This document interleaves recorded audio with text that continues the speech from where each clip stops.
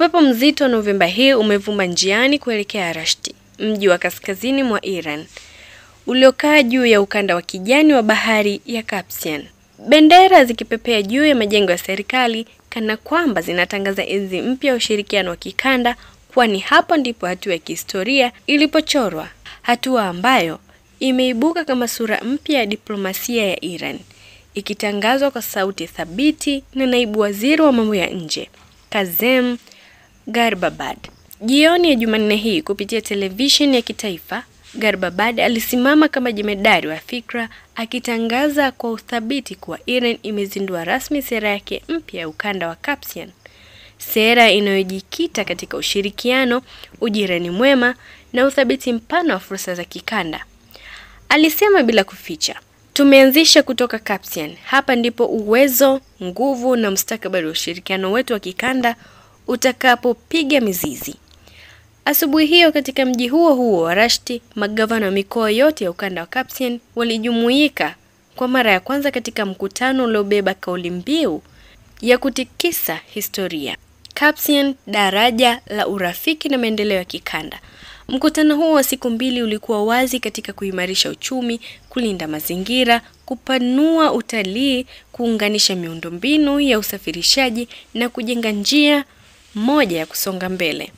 Kwa mujibu wa Gharibabad, kongamano la mawaziri wakuu lililofanyika mwaka uliopita lilikuwa jiwe la msingi, na mkutano wa Rashti ndio ukuta wa kwanza wa jengo la ushirikiano mpya.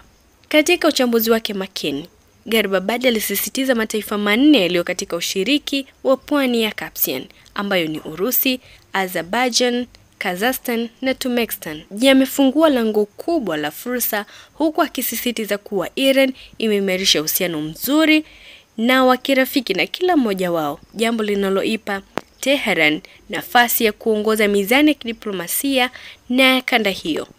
Lakini aliongezea kwa umakini kwamba msisitizo huo hauingizi katika kivuli cha nchi za Asia ya Kati, bali ni ushirikiano wa mataifa hayo ambayo bado ni hai, imara na yenye tija.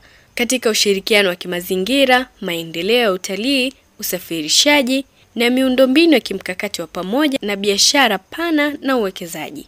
Lakini hazina kubwa zaidi alisema ni miradi nyeti ya njia za usafirishaji ya kaskazini kusini, yani North-South Corridor, ambapo wahusika wakuu watatu, Russia, Azerbaijan na Iran, wote ni mataifa ya Caspian, kwani huo si mradi tu bali ni uti wa mgongo wa biashara ya bara.